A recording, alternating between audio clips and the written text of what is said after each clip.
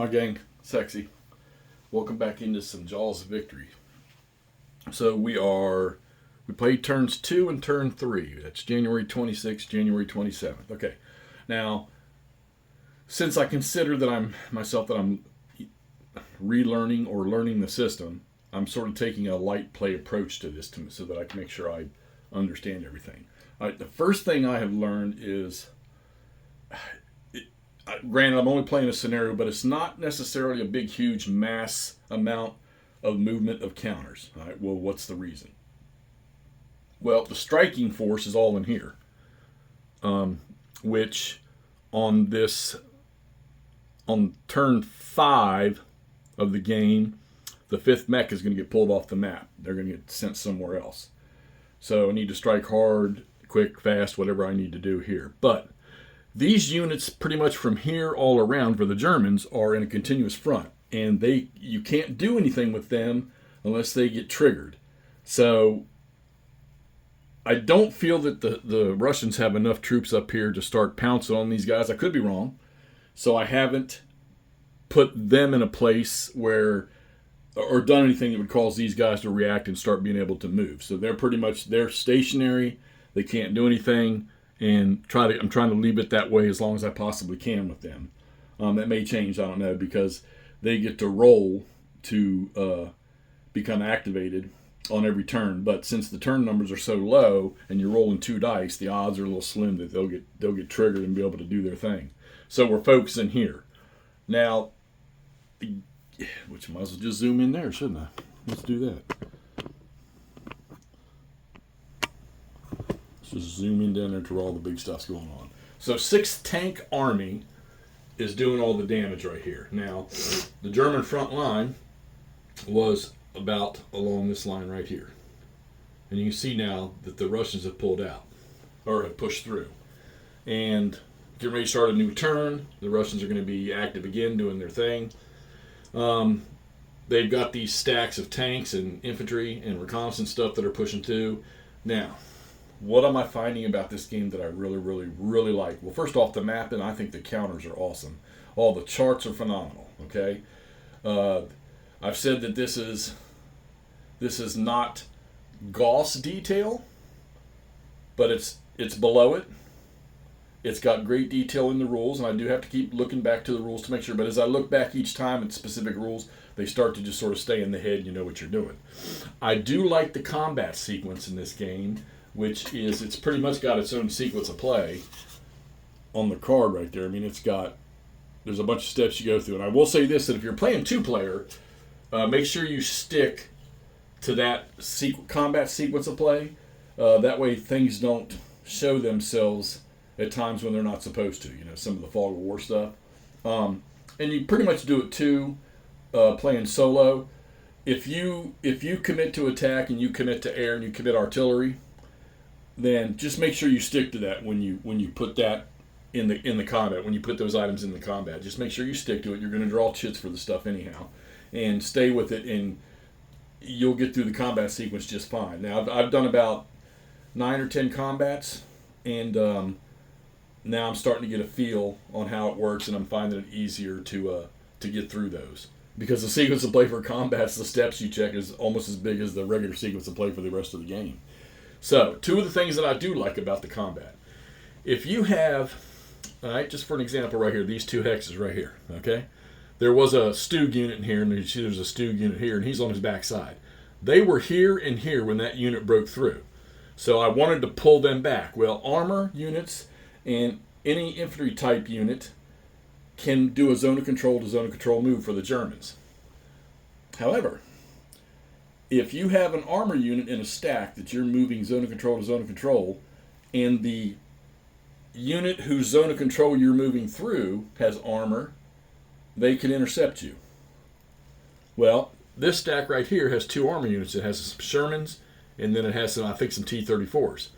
Both of these stacks, when they moved, they got intercepted. This one got intercepted by the Shermans. This one got intercepted by the T-34s. And the dice roll, both Stug units took a step loss. All right? So then we move on to combat. When after they finished moving, I decided to let's do a supported combat on that stack right there to slow it down. Well, if you have armor and anti-armor in the stacks, both attacking and defending, attacking is the armor. The defending can be armor or anti-armor. The first thing you do, well, once you go through your odds declaration and all your blah blah blah blah blah, and you get your ratio for combat, all right. The first thing you do before combat is you do an anti-armor. Make sure I get the right phrase. You do resolve armor and anti-armor combat. So that's where the attacking armor units will have to engage the defending armor or anti-armor units. So it's a dice comparison with the number of pips that's on the counters. You roll, each of them rolls a 6-sided dice. You got a red one for the Russians and a black one for the Germans. And there's, depending on how many pips are on the dice, if the number you roll is equal to or less than those pips, you're going to cause a step loss. All right? Well, as you can see right here, this Stug, he got hit again and was eliminated. All right? And one of the armor units here, I think the Shermans, they ended up taking a step loss. It does not change your odds because what they're doing is they're separating out the armor engagement. As it's going to be part of the regular combat, but they're separating that out on its own. So then you go and you roll for you don't roll for your combat. You use the same 2 dice that you just rolled for the armor engagement stuff, and then you use your on your combat resolution table, results table.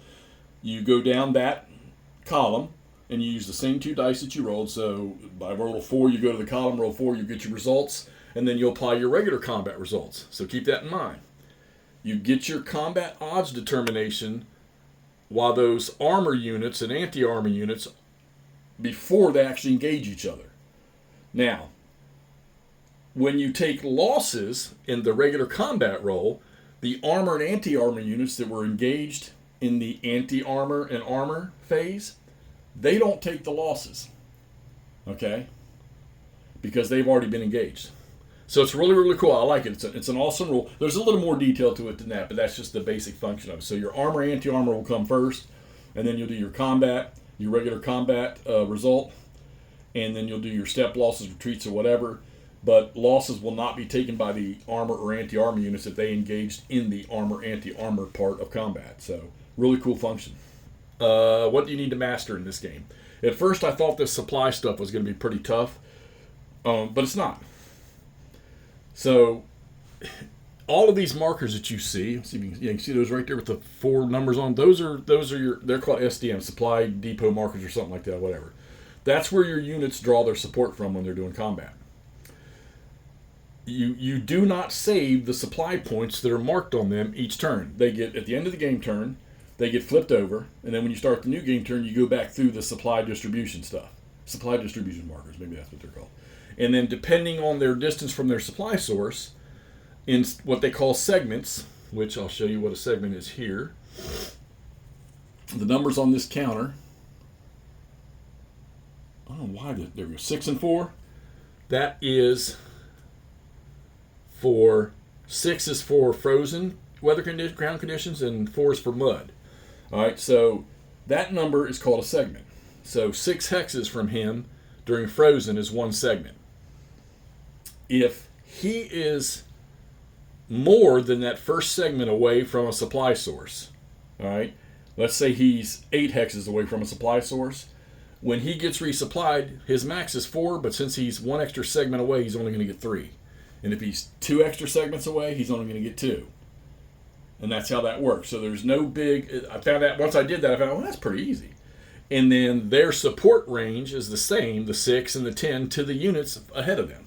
To passing the units. So like in OCS, you throw the stuff forward. Kind of similar. You're going to throw it straight ahead to the units, and that's how you support the units. You do have out of supply. You have out of supply level 1, out of supply level 2, which is pretty much like a lot of games, tracing a path back to one of these SDMs, and then the SDMs, of course, they got to be able to trace back along the road network to the supply source. So it's not as difficult as I thought. You just got to remember at the end of the turn, during a particular phase, you flip those things over to their front side, which is nothing. And then when you go to your reassignment phase, you'll calculate your segments away from the supply source, and you'll give them their points. And then those points get issued out to like assault engineers. You want to include assault engineers in a combat, which you got to remind yourself that if you do, and that attacking unit takes a step loss, that assault engineer is the first one that has to take a step loss. Okay. Outside of that, I've played 2 turns though. Like I say, I've probably done 10, 11 combats. Don't have much for the Germans to react with, although they got some stuff coming on here shortly. Having a good time with this. I'm glad I decided to go ahead and do this system. So, but hey, there you go. We're 2 turns in. The Russians are starting to punch through. You have reserve movement, kind of like you do in OCS, which will allow you second move in combat for certain units. And they've got some decent punching power, but I will tell you this. I would have thought, looking at like some of the units up here, and then you got these big stacks of Russian armor coming, the odds only get out of hand when you start having, you draw a lucky combat air chit, or you get some good artillery and you get a lucky die roll on the artillery table for the unit. Maybe you get some combined arms bonuses, which is tough for the Soviets because they only have one thing where they can get that. Germans seem to get it a lot easier. Soviet divisions, so a lot of the Soviet infantry units are divisions, and if they're more than 2 steps, they're going to get a shift. So there's a lot of shifts you got to account for, and the charts go right through it. It's not hard, and once you look at the rules for it, for each of those adjustments, it's pretty routine. So, all right, Jaws of Victory, New England Simulations, having a good time with this one here. Let's see if we can't get the Russians over here to close on Coruscant in another 4 turns. All right, we'll talk to y'all soon.